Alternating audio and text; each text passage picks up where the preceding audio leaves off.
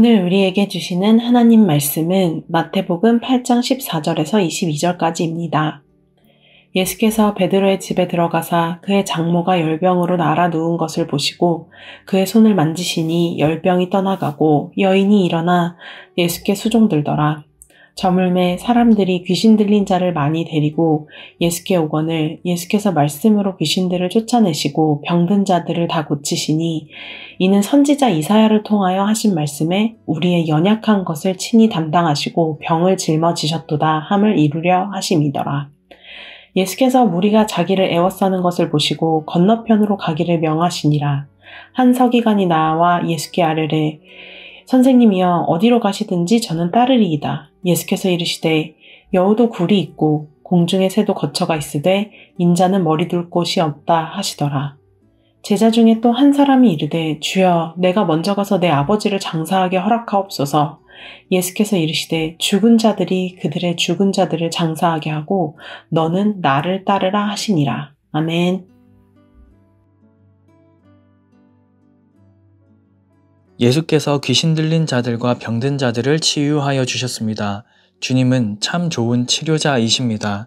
우리의 육신의 질병, 마음의 고통을 헤아리시고 도우시는 분이시죠. 뿐만 아니라 사탄의 나라를 멸망시키신 분이십니다. 예수님 앞에서 악한 영들은 두려워 떨며 떠날 뿐입니다. 마태는 이사야 53장을 인용하면서 예수님이 바로 우리의 죄 문제를 친히 짊어지심으로 해결하시는 분, 우리의 유일한 구원자이심을 증거하고 있습니다. 그 내용이 14절에서 17절에 기록되어 있습니다. 이어지는 18절에서 22절은 예수님을 따르려는 두 사람을 기록하고 있는데 오늘 설교는 바로 이 두 사람을 조명하면서 제자도에 대해 말씀을 전하겠습니다. 두 개의 대지로 설교할 텐데요. 하나는 제자가 될 때 얻는 결과이며 다른 하나는 제자로 부르심을 받았을 때의 반응 속도입니다. 첫째, 제자가 될 때 얻는 유익입니다. 본문 18절을 보면 예수께서 무리에게 애워싸이십니다. 예수님의 인기가 대단했다는 말인데요. 왜 사람들은 예수님을 따라다녔을까요? 7장 28절에서 29절을 보면 예수님의 가르침이 서기관들과는 달리 권위 있었기 때문입니다. 또 수많은 사람들을 치유하셨기 때문이죠. 병든 자들을 고쳐주시고 귀신 들린 자들을 회복시켜 주셨습니다. 다시 말해 예수님을 따라다니면 들을 것이 있었고 볼거리가 있었던 것입니다. 옛말에 굿이나 보고 떡이나 먹는다 라는 말이 딱 들어맞습니다. 이에 예수님은 그곳을 떠나십니다. 오늘날처럼 다수의 타인에게 관심받길 좋아하는 시대의 사람들은 잘 이해되지 않는 행보이죠. 예수님은 사람들의 인기에 연연하지 않으시는 분이십니다.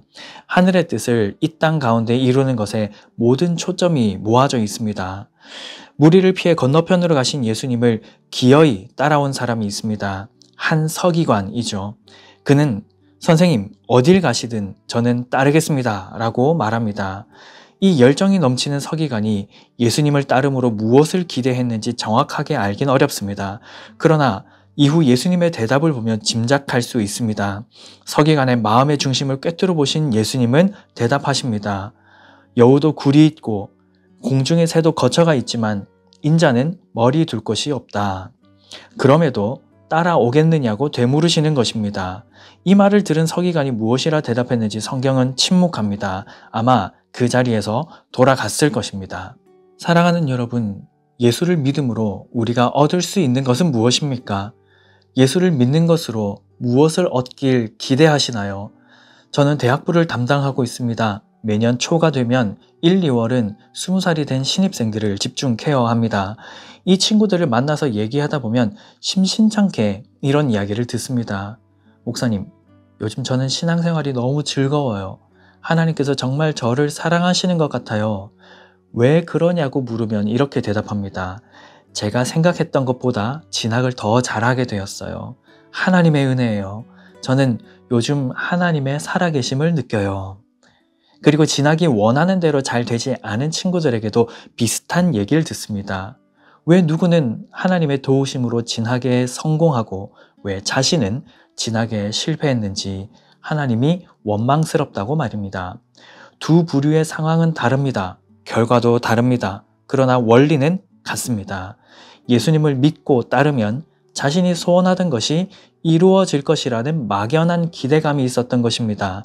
똑같이 노력했다면 예수 안 믿는 저 친구보다 내가 잘 될 거라는 기대, 똑같이 노력했다면 예배와 신앙생활에 더 열심을 내었던 내가 더 성공할 것이라는 기대 말입니다.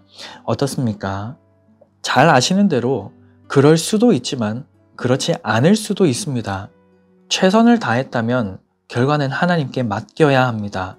어떤 결과가 나오더라도 그것이 지금 나에게 최선이며 선하신 하나님께서 신실하게 나의 삶을 인도하신다는 것은 변함이 없는 진리입니다. 그런데 우리는 종종 예수를 믿는다는 것에 우리의 욕망을 투영시키곤 합니다. 우리 주님은 무엇이라 말씀하시나요? 인자는 머리 둘 곳이 없다라고 하십니다. 우리가 예수님을 믿는다면 예수님의 제자가 되어야 합니다. 제자가 되었다면 스승을 따라야 합니다. 우리 예수님은 참으로 머리 둘 곳 없이 살아가셨습니다.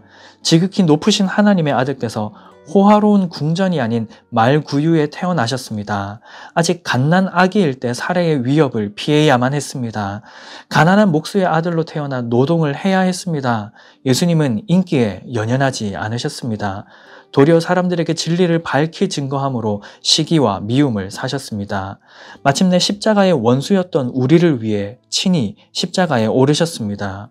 친구를 위해 자기 목숨을 내어주신 분, 하나님 아버지의 모든 법에 순종함으로 불순종의 자식들인 우리를 구원하신 분, 피와 고생과 눈물과 땀, 예수님의 제자가 된다는 것은 예수님의 고난에 동참하는 자가 된다는 뜻입니다. 요한일서 2장 6절입니다. 그의 안에 산다고 하는 자는 그가 행하시는 대로 자기도 행할지니라. 그리고 요한일서 2장 15절에서 17절입니다.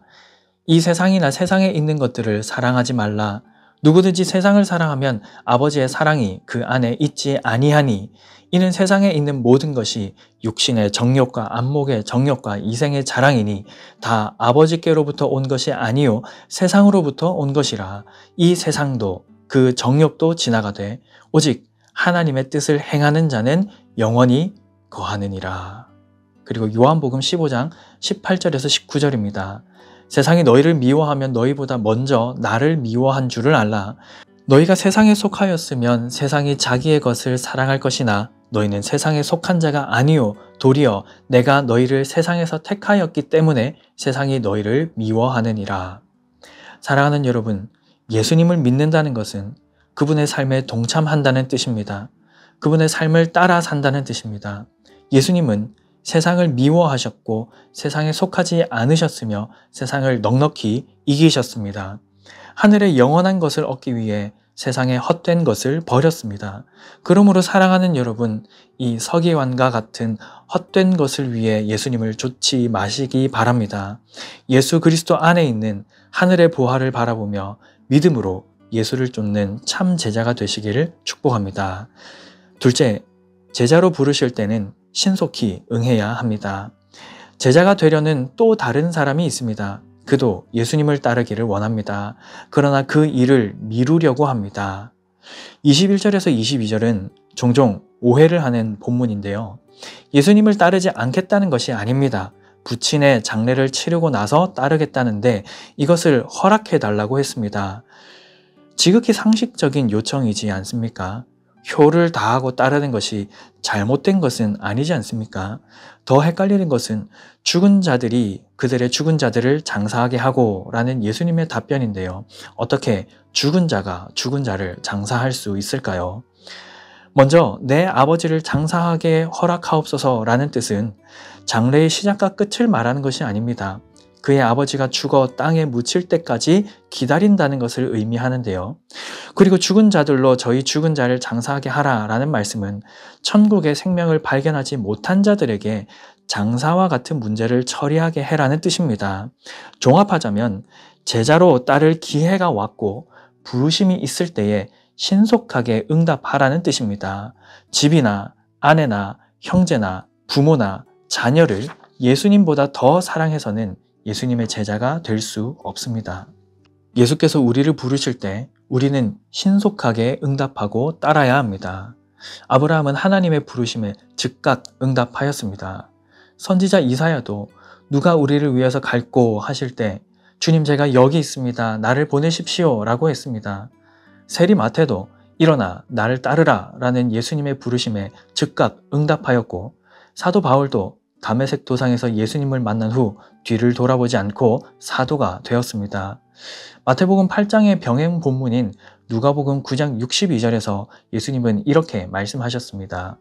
예수께서 이르시되 손에 쟁기를 잡고 뒤를 돌아보는 자는 하나님의 나라에 합당하지 아니하니라 하시니라. 예수님의 제자로 부르심을 받은 여러분, 주님의 부르심에 신속하게 응답하시기 바랍니다. 말씀을 맺겠습니다. 오늘 본문 18절에서 22절에는 예수님을 따르려는 두 사람이 등장합니다.